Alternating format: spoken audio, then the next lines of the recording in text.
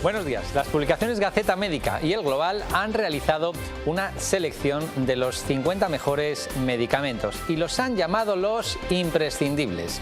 Entre ellos hay fármacos que solucionan problemas relacionados con el cáncer, la ceguera o las enfermedades autoinmunes, cada vez más frecuentes como la artritis reumatoide. Pero les diré que de esta lista de 50 medicamentos, 7 de ellos no están aprobados todavía en España y sí lo están en Europa.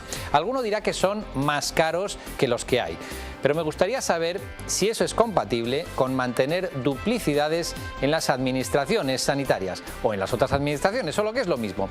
El presidente de la Junta de Andalucía se niega a eliminar diputaciones porque debe creer que son muy útiles para mantener el poder de un clientelismo que les mantiene, valga la redundancia, eternamente, pero hacerlo mientras no pagan a los proveedores sanitarios o insisten en que el Ministerio no debe aprobar medicamentos nuevos sin dotarlos del dinero para ello, me parece que tiene poco que ver con el interés de la sociedad, a quien se dice representar.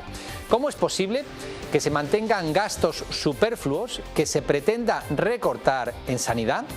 Pocas comunidades autónomas han dado pasos serios en este sentido. Por ejemplo, Castilla-La Mancha, con la reducción del salario de los diputados, algo simbólico en un país, España, acostumbrado a gastar más de lo que tiene. Diputaciones, duplicidades y compañías públicas siguen existiendo mientras la sanidad y los medicamentos innovadores se restringen. Como siempre, comenzamos con el programa que nos actualiza, nos da un repaso sobre la actualidad sanitaria de la mano de Lucía Barrera. Buenos días, Lucía. Buenos días. Las comunidades se enfrentan a un ejercicio más complicado que el de 2012. Si algunas ya tuvieron problemas para terminar el año con un déficit del 1,5%, el reto ahora es bajarlo al 0,7% sin guardar facturas en los cajones y asegurando el pago a sus proveedores. A pesar de que los ejecutivos autonómicos destinan este año la mayor parte de su dinero a garantizar la prestación a los servicios públicos, la realidad de los presupuestos regionales evidencia que esto no se podrá conseguir sin nuevos ajustes. Los presupuestos para 2013 son extraordinarios por varias razones. Por un lado, y descontando las regiones que se han visto obligadas a prorrogar su presupuesto de forma temporal o permanente, solo una comunidad ha aumentado su presupuesto sanitario. Así, entre recortes presupuestarios del 14,1% en Murcia o el 11,4% de Aragón, Cantabria incrementa su dotación sanitaria en un 2,6%. Estos ahorros tienen su contrapartida, sin embargo. Los presupuestos generales han eliminado, entre otros, los fondos para el Plan de Salud Bucodental o las inversiones en los planes nacionales del SIDA y de promoción de la salud de enfermedades emergentes. La crisis ha puesto de manifiesto el retroceso evidente de los presupuestos sanitarios. La época de vacas flacas que empezó en 2010 se ha intensificado en los 2 últimos años y ha llevado a comunidades como Galicia, Castilla-La Mancha, Valencia o La Rioja a cifras de gastos similares a las de 2006. Pese a ello, la retrospectiva desde 2002 arroja un crecimiento del gasto sanitario del 58,86%, por encima del crecimiento del IPC. Mientras, el gasto farmacéutico, principal objetivo de las políticas antidéficit en el campo sanitario, ha crecido muy por debajo del gasto sanitario del IPC, solo un 5,49%. Así, la mayoría de las comunidades destinarán en 2013 el mismo presupuesto al gasto en medicamentos que destinaban entre los años 2003 y 2005. Pero en el caso de Cataluña, la Comunidad Valenciana y Murcia, la cifra presupuestada para 2013 es la más baja. Para la última de estas comunidades significa que el presupuesto de farmacia para 2013 es el más bajo desde que recibió las transferencias. El menor recorte en esta partida lo experimenta el País Vasco. Habrá que ver las consecuencias que esto tiene en el acceso a las innovaciones terapéuticas. El pulso que mantiene la Consejería de Sanidad de la Comunidad de Madrid y los profesionales por la externalización de la gestión de los centros sanitarios no acaba. Mientras los sindicatos preparan nuevas jornadas de huelga, la comunidad daba a conocer que los 17 días de paros sanitarios que se produjeron entre noviembre y diciembre se saldaron con 6.471 intervenciones quirúrgicas suspendidas y casi 50.000 consultas menos de las que se habrían atendido con actividad normal. Además, las altas hospitalarias descendieron un 43% respecto a las cifras que se registraron sin huelga. El conflicto sigue candente en la Comunidad de Madrid. La plataforma de equipos directivos de centros de salud entregaba las cartas de renuncia de 322 profesionales de 137 centros en la Consejería de Sanidad Regional. Se cumple así su amenaza de dejar de realizar estas funciones en caso de que se lleve a cabo la externalización de 27 centros de atención primaria, prevista por el Gobierno autonómico. Esperamos a que la Consejería mueva ficha. Solo serán efectivas en el momento en que salgan los pliegos con los nombres de los centros de salud elegidos para ser externalizados. En ese momento serían efectivas, en el mismo momento que salga publicado. O bien si la Consejería mantiene su intención de cesarnos a todos en el mismo momento en que las entreguemos. Sería una irresponsabilidad por su parte, pero están en su derecho. Por otro lado, esta semana la Consejería y el Comité Coordinador Profesional mantenían una reunión que ha concluido sin acuerdo, si bien los profesionales afirman que ha habido una disposición al diálogo distinta por parte de la Administración, dado que se ha comprometido a remitir los datos concretos del presupuesto sanitario de 2012. Entre tanto, los sindicatos AMITS y CESM han elaborado un plan de ajuste de gasto sanitario alternativo que implica un ahorro de 602,5 millones de euros, 69,5 millones más que la propuesta gubernamental, sin tener que recurrir a la privatización de la gestión y reducir plantillas. Además, solicitan la mediación de la ministra de Sanidad ante el conflicto. El otro frente que tiene abierto la Comunidad de Madrid, en este caso con el Gobierno central, es el del euro por receta, que recordemos está en marcha desde el 2 de enero. Parece que el Consejo de Ministros de hoy podría ser el elegido para que el Ejecutivo presente ante el Tribunal Constitucional el recurso contra esta medida autonómica, al igual que hizo en su día con Cataluña. Y más cosas, la lucha por mantener el modelo español de farmacia libró una batalla en Bruselas y Luxemburgo durante más de 5 años. Un periplo que se inició en junio de 2006 cuando la Comisión Europea exigió a España la liberalización de su sector farmacéutico. Ahora los viejos fantasmas resurgen con el anteproyecto de ley de servicios profesionales del Ministerio de Economía, en el que se abre la puerta para la liberalización de las farmacias, una medida que ha rechazado el propio Ministerio de Sanidad. Al rechazo unánime del sector farmacéutico, el anteproyecto presentado por el Ministerio de Economía se ha unido el del departamento que dirige Ana Mato. La ministra señaló que su cartera defiende el sistema vigente en España porque gracias a que la farmacia es uno de los establecimientos sanitarios más cercano a los ciudadanos, ha sido posible avanzar en el buen uso de los medicamentos. Desde el PSOE, el diputado José Martínez Olmos aseguró que la intención de Economía no es otra que favorecer a intereses de multinacionales a costa de poner en peligro el interés general de preservar la calidad del Sistema Nacional de Salud, una línea en la que coincidió Izquierda Plural y los grupos nacionalistas. Solo UPyD mostró su apoyo a esta propuesta, y es que este cambio en la farmacia constituiría un perjuicio para la población, que perdería calidad en el sistema sanitario. El actual modelo de farmacia evita que prime el interés lucrativo por encima del sanitario y asegura el abastecimiento de fármacos a la población. Y es que el boticario no solo dispensa los fármacos, su función es esencial para asegurar su buen uso. El desarrollo de medicamentos llevado a cabo por la industria a lo largo de las últimas décadas ha generado un avance espectacular en la calidad y esperanza de vida de la población. El papel del farmacéutico no se queda en la dispensación de fármacos únicamente. Entre muchas funciones está la de controlar que desde la farmacia no haya problemas de interacción entre medicamentos para el paciente. Todos los datos, cuando estamos haciendo cualquier dispensación, tenemos una base de datos que te cruza todos los medicamentos que estás dando en ese momento. Entonces hay una alarma en color rojo, con lo cual ya ese es el filtro, y a partir de ese filtro ya ves si ese filtro realmente es indicación como para mandar al médico, para sustituir, para cambiar, pero habitualmente hay unas que son, ves la gravedad del producto, o sea, si realmente una interacción de que disminuye el efecto, un analgésico, pues tampoco es importante como para avisarle, pero si el efecto es que uno no actúa frente al otro, ya es cuando dirías al médico para que cambie, sustituya, modifique, lo que sea. Entonces a ese nivel yo creo que tenemos mucho apoyo a nivel informático. Además, estos farmacéuticos también contribuyen a que no haya confusiones en los pacientes crónicos que toman varios medicamentos. Actualmente lo que se puede hacer depende un poco de la farmacia y depende un poco si tiene cuidador o no tiene cuidador en casa. No se pueden preparar pastilleros a nivel semanal desde la farmacia, con lo cual ya le metes la medicación que corresponde, desayuno, media mañana, comida, media tarde, cena. El problema que tenemos ahora mismo con el tema de los genéricos es que no igualan tamaños, colores, formas, con lo cual se nos ha complicado un poco, pero en ese sentido, si hay cualquier dificultad, se le ofrece un servicio de hacer una medicación y se va recogiendo semanalmente y el paciente va trayendo las medicinas, lo vas preparando. Cada día las farmacias atienden a 2 millones de personas. Además de dispensar los medicamentos, el farmacéutico aporta un valor añadido, ofreciendo consejos y contribuyendo en la mejora de la adherencia al tratamiento.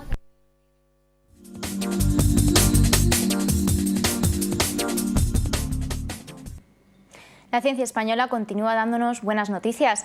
El Ciberón, especializado en obesidad y nutrición, está entre los mejores centros de investigación del mundo, según el ranking del Sir George World Report 2012. La obesidad afecta en España a unos 300 millones de personas. En este campo es donde trabaja el Ciberón, un centro compuesto por 24 grupos de investigadores. Una de las áreas de investigación más importantes es la de la obesidad infantil. Se centra en diferentes líneas. En primer lugar, en el diagnóstico de los niños afectos de obesidad. En segundo lugar, pues en tratar de diagnosticar en qué consiste su obesidad. Los investigadores de este ámbito cuentan de primera mano que los ciber en general y este en particular son centros de referencia nacional e internacional. No solamente en la asistencia clínica al paciente, sino también en investigación y en diagnósticos específicos complejos. Además de ser centros de referencia nacional, pues también son centros en donde existen múltiples colaboraciones internacionales y por lo tanto pues también trabajamos conjuntamente con otros centros en Europa, en Estados Unidos, fundamentalmente en los diferentes proyectos de investigación que estamos llevando a cabo. Por su parte, el subdirector de Gestión Científica del centro, José Antonio Fernández, ha destacado la importancia que supone la presencia en este ranking. Si lo miramos a nivel de calidad y excelencia científica, estamos a nivel del número 14. A nivel de instituciones, entran instituciones de todos los sitios del mundo. Por lo tanto, estar en el número 14 a nivel de calidad científica yo creo que es un buen dato. El Ciberón destaca, a pesar de ser un centro joven, por sus programas interdisciplinares que conectan todas sus áreas de trabajo. Por ejemplo, cuenta con la plataforma tecnológica FatBank, un biobanco con muestras de tejido adiposo. Es el primero en España de estas características. La desensibilización es una técnica que consiste en administrar dosis progresivas del fármaco al que una persona es alérgica hasta alcanzar la dosis normal sin peligro. El Servicio de Alergología del Hospital Gregorio Marañón ha sido elegido esta semana como centro de excelencia en esta materia. Hemos ido hasta allí para ver cómo se realiza. Las reacciones alérgicas a medicamentos no tienen un tratamiento específico y los expertos aconsejan evitar el contacto con el fármaco causante de la reacción. Sin embargo, hay casos en que los pacientes son alérgicos al fármaco con el que deben ser tratados. De ahí la importancia de los tratamientos de desensibilización a medicamentos. Permite que a un paciente alérgico a un medicamento se le pueda administrar ese medicamento de forma que lo pueda tolerar. Esto es muy importante en situaciones en las que no existe un tratamiento alternativo eficaz, válido o este es menos eficaz. Por ejemplo, en tratamientos oncológicos de primera línea para el cáncer o una aspirina para un paciente con una cardiopatía o un antibiótico de elección en una infección grave. Hay otros muchos ejemplos, en principio puede ser aplicable a cualquier medicamento. Es un proceso en 12 etapas, que empezamos a administrar el fármaco en dosis muy pequeñas que el enfermo va a tolerar y vamos aumentando progresivamente hasta que conseguimos que el enfermo tolere la dosis terapéutica, es decir, la que él va a necesitar para el tratamiento de la enfermedad. El Servicio de Alergología del Hospital Gregorio Marañón ha realizado ya 581 procedimientos de este tipo con una efectividad muy alta. Podemos decir que en el 99% de los enfermos hemos conseguido que consigan tolerar el fármaco.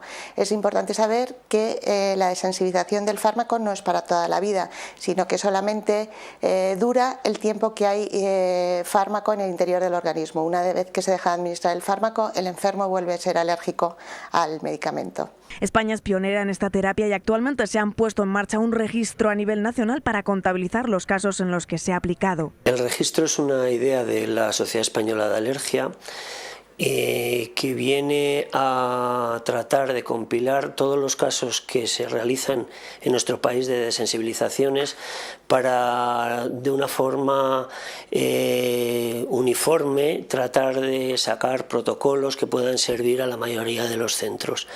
Este es un empeño único en España que se realiza por primera vez y también en Europa, existiendo solamente un registro a nivel mundial en Estados Unidos, también liderado por una doctora española. Un nuevo método que puede mejorar el tratamiento de muchos pacientes.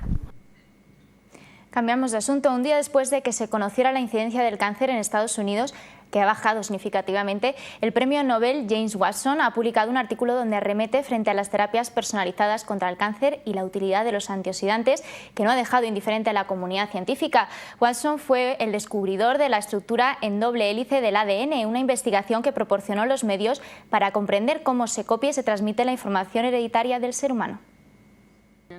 El polémico premio Nobel James Watson, de 84 años, ha vuelto a encender la mecha al publicar un artículo en la revista Open Biology en el que afirma que las nuevas terapias basadas en la genética no serán la solución para el cáncer. Así, asegura que estas funcionan solo durante unos meses y que no hay nada para las metástasis de pulmón, colon y mama.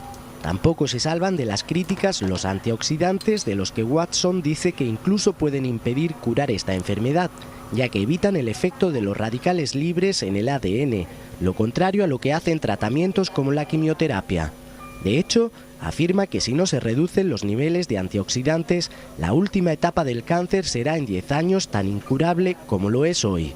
El científico concluye en su artículo que el principal obstáculo para la curación del cáncer es el carácter conservador de los estamentos que lo investigan y que mientras esto siga así, la curación estará siempre a 10-20 años vista. Los expertos parecen no compartir del todo estas declaraciones. Para Juan Jesús Cruz, presidente de la Sociedad Española de Oncología Médica, no tienen mucho sentido. El oncólogo espera que en 2015 se tenga un mapa de los tumores que aporte luz en el tratamiento del cáncer. Respecto a los antioxidantes, opina que Watson exagera, ya que es casi imposible que anulen el fuerte efecto de las terapias. No es la primera vez que el científico es polémico con sus declaraciones. Ya en los 90 dijo que se debería otorgar a las mujeres la posibilidad de abortar si los análisis preparto mostraran que su hijo va a ser homosexual. Y vamos con las cápsulas de la semana en formato breve, no se las pierdan. Los suplementos dietéticos que sirven para perder peso entrañan una serie de riesgos según la Sociedad Española para el Estudio de la Obesidad. Este tipo de píldoras se prohibieron como medicamento en España en los años 90, pero han vuelto a aparecer bajo el concepto de suplemento dietético. Por ello, no han de cumplir la reglamentación de los productos farmacéuticos. Además, estos productos se comercializan fuera de los circuitos de los fármacos convencionales, normalmente por internet y campañas fraudulentas.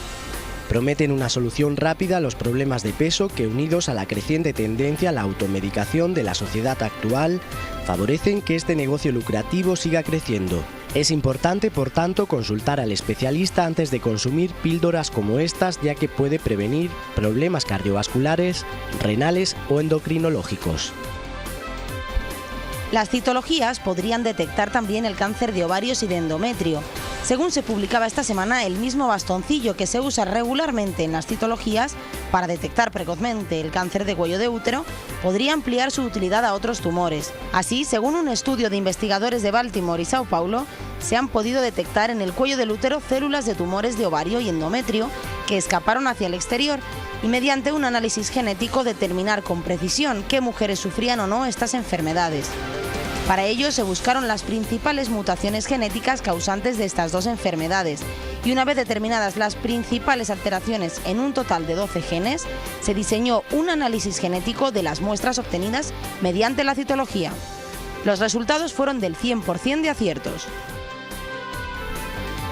El abandono de la dieta mediterránea aumenta la gota en España. Según explican investigadores del Instituto de Investigación Sanitaria de Biocruces, la prevalencia de esta enfermedad reumática inflamatoria en nuestro país es del 1% de la población. El aumento del consumo de comida rápida, de azúcares refinados o el cambio del vino por la cerveza, así como un incremento de los productos de origen animal en detrimento de las legumbres y verduras, es la causa de estas cifras. Los videojuegos tienen más utilidades además del entretenimiento. La ciencia avanza por muchos canales, algunos sorprendentes.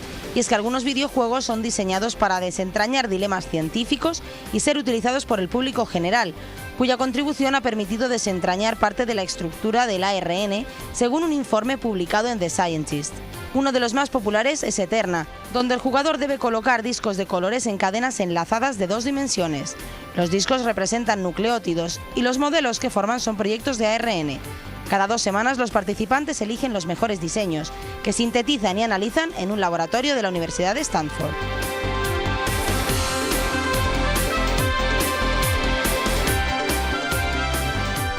Dice el refrán que prevenir es mejor que curar. De ello se ocupa en parte la especialidad de Salud Pública y Medicina Preventiva. Para ello y para hablar de ello vamos a contar hoy con el profesor Ángel Gil, catedrático de Salud Pública y Medicina Preventiva de la Universidad Rey Juan Carlos de Madrid. Profesor Gil, muy buenos días. Hola, buenos. Gracias por estar aquí. Y la primera pregunta va un poco orientada a cuáles son las materias pendientes de los españoles en prevención. Yo creo que la materia más importante es que la gente crea que realmente prevenir, como dice el refrán, vale más que curar. Que si todo lo que hagamos por la prevención va a evitar que desarrollemos enfermedades, ¿no? Es lo que tiene un menor coste económico y una repercusión realmente muchísimo más grande en el conjunto de la población, ¿no? Obesidad, no fumar, no beber en exceso, la dieta equilibrada, la dieta mediterránea famosa, son conceptos que más o menos todos vamos conociendo porque los oímos mucho continuamente por parte de los expertos, pero parece que no llegan a calar lo suficiente en la población. ¿Por qué esta falta de concienciación? Pero sí calan, ¿no? Por ejemplo, yo creo que por lo menos ya los ciudadanos se han dado cuenta que los estilos de vida juegan un papel tremendamente importante en nuestra salud. La ley de antitabaco, aunque ha sido debatida, controvertida y demás, pero ya estamos viendo efectos en una reducción de la mortalidad por infarto de miocardio y por otras enfermedades cardiovasculares. O sea que en un periodo muy cortito de tiempo ya vemos un impacto realmente sobre ese efecto en la salud. El tema de la obesidad, ha habido un cambio muy importante en la alimentación en España. Hemos abandonado un poco nuestros hábitos de alimentación clásicos y los tenemos que recuperar, ¿no?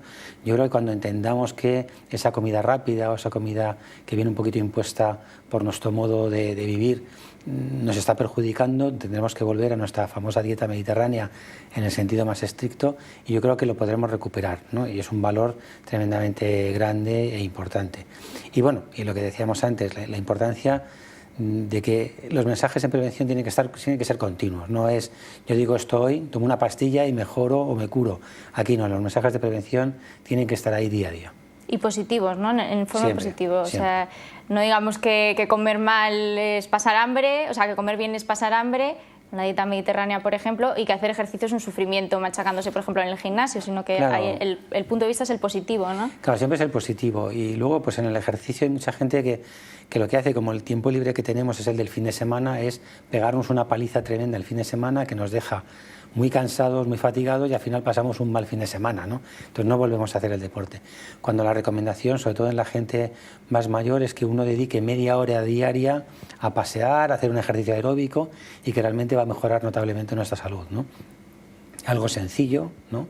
Y que podemos hacer realmente recuperar y tener media hora al día para pasear, para caminar con nuestros familiares, con el perro, si uno tiene perro, etcétera, etcétera, y no a lo mejor tanto el pegarnos una paliza directamente en un gimnasio, ¿no?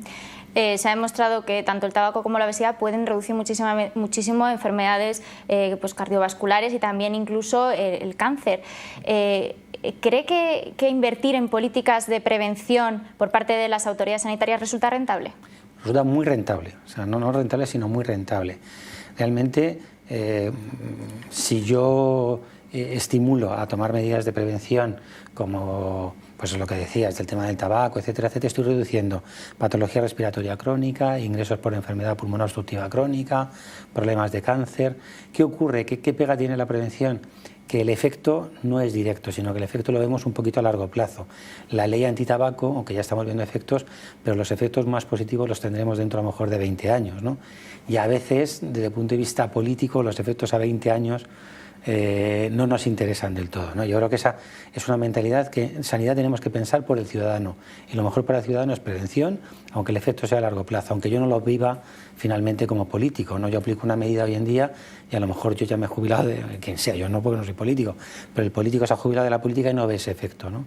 Pero tiene que creer en que eso es bueno para el ciudadano y lo tiene que aplicar.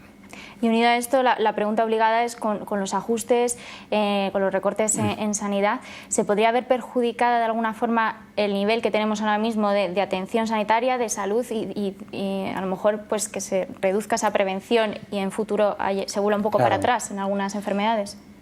Yo creo que Afortunadamente, lo que invertimos en prevención del conjunto del dinero que se invierte en sanidad es muy poquito, quizás habría que invertir más, pero nunca son grandes costes económicos. El coste mayor lo tenemos en la atención especializada, que evidentemente requiere equipos mucho más avanzados, más tecnológicos, y que eso tiene un coste económico mayor. Y entre medias está toda la atención primaria de salud, ¿no? Lo que tenemos que hacer es que esa atención primaria de salud, los equipos de atención primaria tengan el nivel que tienen que tener. En España tiene un nivel tremendamente bueno, los médicos de familia son una pieza clave en el sistema sanitario español, y lo que tenemos que hacer es potenciar ese nivel de asistencia primaria, porque si se hace bien en la asistencia primaria podemos reducir todo lo que hacemos en el ámbito hospitalario, que es mucho más costoso. Por lo tanto, lo que se haga, insisto, tanto en prevención antes de que la gente vaya a los centros de salud, lo que se haga en los centros de salud realmente es tremendamente rentable. ¿Cuáles diría que han sido los avances más significativos dentro de nuestro país en salud pública de los últimos años? Aparte de, por ejemplo, la ley antitabaco, no sé... Sí, bueno, la ley antitabaco, que ya la hemos comentado. Yo creo que ha habido trabajos tremendamente interesantes que ha elaborado en su momento el Ministerio de Sanidad con todo el tema de las estrategias en salud, ¿no? En esas estrategias en salud se han tocado temas como la salud mental, tremendamente importante, la diabetes, la enfermedad pulmonar obstructiva crónica, y otras muchas enfermedades, el cáncer también en sentido general. También un poco pues todo lo que tiene que ver con la vacunación, ¿no? Implementar calendarios de vacunación que se han ampliado de una forma notable y que han hecho que se reduzcan de una forma significativa todas las enfermedades infecciosas inmunoprevenibles, que tenemos vacuna para ellas, ¿no? Y luego, bueno, pues también algunas otras medidas que tienen que ver con la educación y la promoción de la salud, ¿no? Los mensajes en salud que van calando, aunque lentamente, pero van calando en la población. Tenemos poquito tiempo, pero ha comentado el tema de la vacunación. Ahora hay como una tendencia a no querer vacunarse o a evitar la vacunación porque, bueno, hay padres que consideran que los hijos pueden, pues, protegerse naturalmente, ¿no? ¿Qué opina de esto? Bien, la protección natural está ahí, yo respeto, y bien, yo creo que lo más importante es que todos nos respetemos a todos, ¿no? Yo respeto que haya personas y familias que tomen esa decisión de no vacunar a sus hijos. Ahora bien, yo siempre lanzo un mensaje, y es que eso está bien siempre y cuando tu hijo vaya a vivir en un entorno separado del resto de la colectividad, ¿no? ¿Por qué? Porque en el momento que nuestros hijos van a la guardería, van al colegio y van a convivir con otros niños, tenemos una obligación, yo creo, desde el punto de vista de salud pública, de que el bien individual tiene que, digamos, quedar a un lado frente al bien de la colectividad, ¿no? Y si mi hijo va a ir a la guardería y va a ir al colegio y va a vivir con otros niños, yo tengo que intentar que mi hijo tampoco infecte al resto de esa colectividad, ¿no? Entonces, bueno, yo dentro del respeto, y evidentemente me parece bien su actitud, pero creo que, bueno, pues también tienen que entender eso, que un niño de 3 años que no ha sido vacunado y que tiene un sarampión y le llevamos a la guardería, puede infectar al resto de los niños de la guardería. Y por debajo de los 6 meses de edad los niños son muy vulnerables. Y además el sarampión, que es una enfermedad, decimos leve, en esos niños puede cursar con encefalitis, incluso con la muerte. Entonces yo creo que eso lo tenemos que evitar entre todos. Profesor Ángel Gil, pues muchísimas gracias por habernos acompañado hoy. Gracias a vosotros. Ahora más que nunca reír es una necesidad. Les dejamos con una iniciativa que provoca eso, risas. Y tras esto no se pierdan el debate del Toma Medicina. Doctor Sonrisa es un lugar especial donde cada día todos los niños hospitalizados pueden escuchar un diagnóstico distinto al habitual, con altas dosis de risas de emergencia. Bajo esta premisa nace esta iniciativa. La risa y el ver las cosas de forma positiva y optimista es algo vital para que cale la educación en una vida saludable. La Fundación Teodora nos invita a participar en esta iniciativa consultando la página web risasdeemergencia.org. Allí se pueden ver vídeos de todos los doctores Sonrisa y experiencias con los niños y niñas hospitalizados. Contenido con el que se pretende sensibilizar sobre la importancia de la humanización en los hospitales y la necesidad de atender el cuidado emocional como un derecho imprescindible de todos los pacientes hospitalizados, pero en especial de los más pequeños. Y es que a veces una simple sonrisa se convierte en la mejor medicina.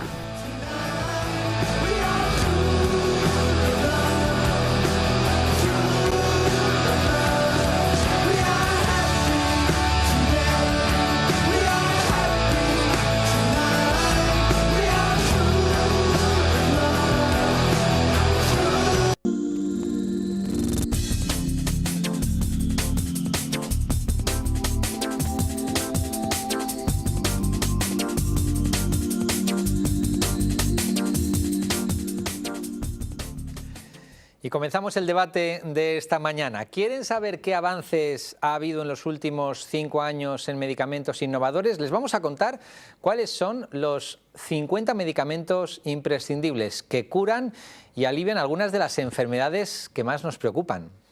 Desde enero del 2007, la Agencia Española del Medicamento ha aprobado para su comercialización 278 medicamentos, excluyendo genéricos. Estos nuevos productos incluyen algunos con mínimos avances terapéuticos, pero también otros con mecanismos de acción que dan solución a problemas graves de salud y ayudan a la curación de enfermedades. Es el caso de los nuevos anticoagulantes, los antitumorales de origen biológico, los antirreumáticos, antiinfecciosos, principios activos frente al virus de la hepatitis C y B, fármacos para el tratamiento de problemas oftalmológicos que conducen a la ceguera, broncodilatadores, nuevos mecanismos para la diabetes tipo 2 o vacunas como la del virus del papiloma humano. Y para hablar de estas y otras noticias tenemos nuestros 3 invitados de esta mañana. Ellos son Chema López, director general editorial de Grupo Contenidos y director de El Global. Bienvenido, Chema. Buenos días, Santiago. Gracias. Manuel Cervera, que es portavoz del Grupo Popular en la Comisión de Sanidad del Congreso de los Diputados. Bienvenido, Manolo. Hola, buenos días. Y Eduardo Sanz, que es director general de Iner Pharma, que nos dará, entre otras, la visión de la industria en algunos de los aspectos que hoy vamos a comentar. Bienvenido. Muchas gracias, Santiago. Chema, ¿es normal? ¿Es buenas noticias, malas noticias? El hecho de que haya 7 de los 50 que se han decidido que son medicamentos imprescindibles que no estén todavía en España. Hombre, que todavía no estén en España esos 7 es claramente una mala noticia. De todos modos, lo primero que yo querría resaltar es el importante papel que ha desarrollado la industria farmacéutica en la investigación y el desarrollo de estos 278 medicamentos en los últimos años y que haya dado lugar a medicamentos de gran importancia para los pacientes, como son estos que enumeraba el vídeo, con medicamentos anticoagulantes para la hepatitis C, distintos tipos de cáncer, nuevos mecanismos de acción que van a permitir curar a los pacientes. Respecto a los 7 estos que comentabas que aún falta porque estén presentes en España, pues solo cabe pedirle al Ministerio de Sanidad, a las administraciones públicas, que aceleren un poco los trámites para que los pacientes españoles tengan las mismas oportunidades que el resto de pacientes europeos. La realidad es que suelen coincidir estos medicamentos que no se aprueban con que son medicamentos obviamente caros, innovadores y caros, ¿no? Claro, es principalmente la traba que se les pone para dejar que se comercialicen más o menos libremente. Entonces, lo que hay que hacer es evaluarlos, determinar qué posición tienen que tener dentro de la terapéutica y que los médicos los puedan utilizar. Manolo, ¿no crees que entre las prioridades que se deberían establecer pues hay cosas más importantes que otras? Me refiero a esa idea incluso anunciada al comienzo de la legislatura de evitar duplicidades, de eliminar empresas públicas que quizá no es el momento de tenerlas, quizá algunos organismos autonómicos fuera de nuestras fronteras y quizá cuando eso se haya hecho, y pongo el ejemplo que algunas comunidades como Castilla-La Mancha, la verdad es que la reducción del salario, por lo menos aunque sea simbólico, de los diputados autonómicos, pues está bien. No quiero tampoco pecar de dejarnos llevar por la demagogia, ¿no? Pero me sorprende que en algunas cosas la celeridad no beneficia al ciudadano y me sorprende pues el clientelismo que se practica en algunas comunidades autónomas, que grandes estructuras duplicadas pues ahí se mantienen y no pagan a los proveedores sanitarios. Bueno, yo creo que el diagnóstico de la situación que vivía España hace un año y medio lo hizo el gobierno de Rajoy de forma muy precisa. Se han puesto los cimientos con grandes reformas del sector público, del mercado laboral y del sistema financiero y fundamentalmente controlando el déficit público, los cimientos para que en el 2013 empecemos a salir con crecimiento y que se cree empleo, que es lo más importante. Y yo creo que este gobierno ha priorizado lo que es el bienestar social con respecto a ese tipo de situaciones que los ciudadanos perciben que no son tan importantes ni importantes con respecto a otras, ¿no? La apuesta por la innovación del Ministerio de Sanidad es fundamental y fundamentalmente también el esfuerzo de trabajo colectivo con las comunidades autónomas y por eso esa agencia de evaluación y esos comités de trabajo conjunto permitirán ir sacando y ese tipo de medicamentos, esos medicamentos para ponernos al nivel europeo. Pero también es cierto que somos el país que da el mayor servicio social posible y somos el país más social, ¿no? Y los presupuestos este año del Gobierno de España, más del 63% del presupuesto está dedicado a lo social y fundamentalmente en este caso a la sanidad. Eso hay que reconocerlo. Si nos comparamos con otros países de Europa, en España, por ejemplo, el paciente es el que menos contribuye al gasto sanitario, y bien, cosas que se cobran en Europa, como las propias visitas a los profesionales sanitarios, a los médicos o especialistas, pues son gratuitas aquí. Eduardo, a ti me imagino que te dará tranquilidad esto de la innovación y de tener medicamentos que curen patologías hace años impensables, ¿no? Sí, yo, hilando con lo que está comentando Chema, si me permite, Santiago, quiero coger dos vertientes del tema de los 50 medicamentos prescindibles. Quiero hacer un llamamiento que ahora mismo el coste medio de lanzar un producto innovador al mercado está en unos 4,2 billones de dólares, significa unos 4.000 millones de euros.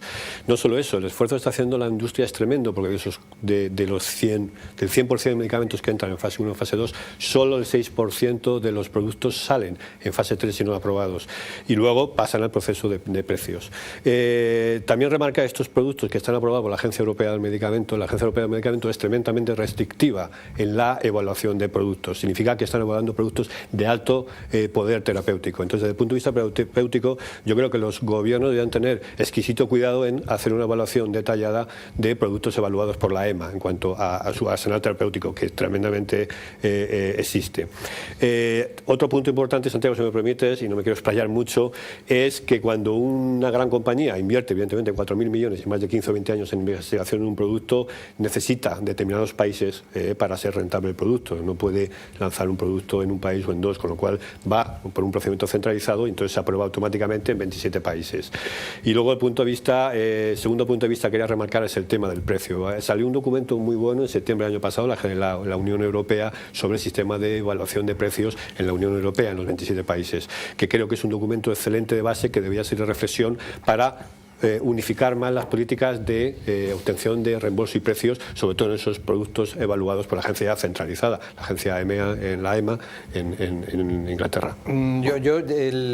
Si me permites, no sé qué pensaréis del resto, pero me conformaría con que las aprobaciones fueran en una ventana de tiempo más estrecha, porque pensar en reembolsos y en precios comunes en Europa es todavía bastante utópico, aunque es cierto que a algunas compañías les gustaría, pero hay que ser realista en ese sentido. Sí, hay que darle las gracias al doctor José Ramón Azanza, que es el director del Servicio de Farmacología de la Clínica Universitaria de Navarra, que ha sido asesor y coordinador en esta selección de los 50 medicamentos imprescindibles. Y nos vamos a ir al asunto, pues que es asunto de actualidad, como veíamos en el informativo, del conflicto de la sanidad madrileña, que continúa. Los médicos de atención primaria ponen una vez más en apuros a la Consejería de Sanidad al presentar una parte de los gerentes de Madrid sus cartas de dimisión en caso de que se confirme la externalización de la gestión de 27 centros de atención primaria. Y para comentar este tema, Chema, te cedo la palabra, tú que lo estás viviendo en primera línea de fuego, ¿no? Bueno, este es un episodio más de todas las movilizaciones que se están viendo en Madrid como mecanismo de protesta por las medidas del plan de ahorros que ha puesto en marcha la Consejería. En este caso, pues bueno, los directores de más de 100 centros de salud han puesto sobre la mesa una advertencia, amenaza o no sé cómo calificarlo, según la cual si el gobierno regional continúa con el proceso de externalización, ellos dimitirían. Yo creo que hay que poner encima de la mesa que aquí lo que están haciendo estos profesionales, bajo mi punto de vista, es defender también un poco su puesto de trabajo, el mantener como el modo de trabajo que han llevado hasta ahora, y no quieren tener que depender de otras instituciones, otros organismos, en este caso privados. Creo que más bien por ahí ese es el meollo de la cuestión, ¿no? Me imagino que ningún funcionario querrá que le pongan como jefe a nadie que tenga criterios que no sean de la propia administración, ¿no, Manu? Yo lo que transmitiría, dentro que son medidas que ha aprobado el gobierno madrileño en sus competencias, lo que transmitiría es que la importancia de centrar el debate sobre modelos de gestión es, yo creo que sobre dos pilares fundamentales. Uno es que la atención sanitaria a los ciudadanos es una atención sanitaria pública, es decir, no cambia en absoluto. El ciudadano que entra en un centro concesional de estas características, y hay algunos que llevan funcionando más de 10 años, desconocen quién es el que está gestionando. Conocen el nombre de su médico, de su enfermera, de su técnico, celador o el auxiliar, pero no conocen si gestiona una empresa que se llama A o se llama B. Y eso es fundamental, porque está preservado. La única tarjeta que le hace falta a un ciudadano para entrar a un hospital es la tarjeta sanitaria, ninguna visa, como algunas veces se quiere transmitir. Y el otro pilar fundamental, que yo creo que hay que reforzar su explicación y su comunicación, es que más allá de la importancia que tenga dónde está la gestión, si es pública o privada, estaríamos hablando de la importancia que tiene el control de la gestión. Que el control de la gestión tiene que ser siempre público, como va a ser en Madrid, como está siendo en Madrid, en el modelo concesional. Y el control público significa que el gobierno, en este caso el gobierno de la Comunidad Autónoma de Madrid, supervisará los indicadores, los objetivos a cumplir, los ratios, porque son ellos los que marcan la política sanitaria de ese centro o de ese departamento que va a ser gestionado de forma externa. Por lo tanto, el profesional, porque la pregunta viene a raíz de las protestas de los profesionales, deben entender, y estoy convencido que entenderán poco a poco, que no se va a cambiar ningún tipo de hábito en su trabajo, sino que incluso hospitales con nuevos gestores tendrán capacidad ellos de generar una mejor tecnología o generar unos mejores resultados. Por lo tanto, el control debe ser público y el control público garantiza los objetivos que los ciudadanos y los profesionales quieren, y en segundo lugar es una sanidad pública para todos los ciudadanos.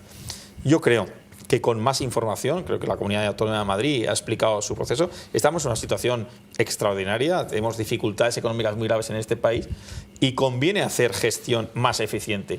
Y los modelos de colaboración público-privada no es que sean mejores y los públicos peores, sino que aportan nuevas herramientas que hacen gestiones más eficientes, ¿no? Y en ese sentido, comunicación y explicación, pero creo que el modelo ha funcionado durante todos estos años y estoy convencido que seguirá funcionando. Esperemos que ni los médicos por un lado tengan, digamos, miedo a nuevas fórmulas de gestión que cambien un poco lo que han venido teniendo hasta ahora, con sus virtudes y sus defectos, y que la administración sea lo suficientemente flexible como para evitar que el conflicto continúe y perjudique, en este caso, a los pacientes. Que va a ser así. Pues vamos a ser optimistas, que es un secreto de la longevidad, además.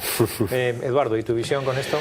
Yo, mi visión, Santiago, me pilla un poco alejado de la industria farmacéutica, pero yo comparto absolutamente con nuestro compañero. Creo que el cliente, en nuestro caso el paciente, no debe percibir cambios, todo lo contrario, mejoras, y para eso muchas veces es necesario hacer cambios puertas adentro, que pueden ser de cierta manera o no dolorosos, no sé en qué cierta medida, pero yo creo que vamos a mantener el nivel e incluso mejorar, y creo que la gestión debe de pasar a otro modelo en cierta manera. Totalmente de acuerdo. O sea, que estás de acuerdo con que las cosas no pueden seguir haciéndose como hasta ahora si al menos uno quiere obtener resultados diferentes, que ya lo decía Albert Einstein, no haya nada más esquizofrénico que seguir haciendo lo mismo y obtener un resultado y esperar un resultado diferente. Efectivamente.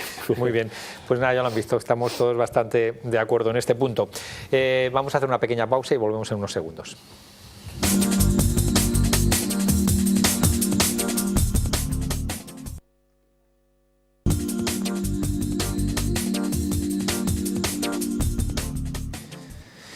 Y de vuelta nos quedan dos píldoras, y la primera de ellas tiene que ver con una pregunta retórica que nos podríamos hacer. Digo retórica porque igual sabemos la respuesta, y es: ¿son iguales dos medicamentos por el hecho de costar lo mismo? O dicho de otra forma, ¿qué hace que dos medicamentos sean diferentes?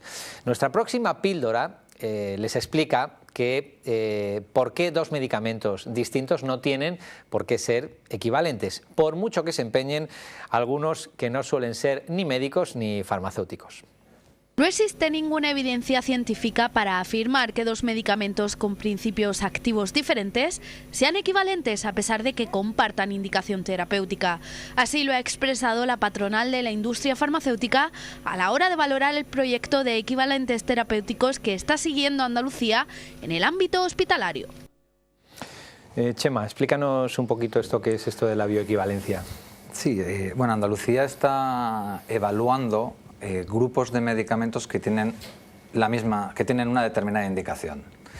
Y bajo ese paraguas lo que coge son los 4, 5, 6 medicamentos que sirven para tratar la misma patología y determina que todos son equivalentes, con lo cual para el tratamiento de los pacientes en el ámbito del Servicio Andaluz de Salud, lo que pretende es elegir solo el medicamento más barato. Por ejemplo, que en el caso de un paciente asmático, los pacientes asmáticos andaluces tendrían, digamos, todos el mismo tratamiento, que sería igual de barato, que sería el medicamento probablemente más antiguo y por tanto genérico, sí. Y las innovaciones, si quieren que el Andalucía en este caso, pues se las incluyan con cargo a fondos públicos, pues deberían de ir al precio del medicamento este barato, ¿no? Al precio más barato o directamente no o directamente estar fuera. Claro, hasta ahora lo que ha hecho la Junta de Andalucía es analizar los medicamentos, los estimuladores ováricos para la reproducción asistida y unos tratamientos para el cáncer de próstata.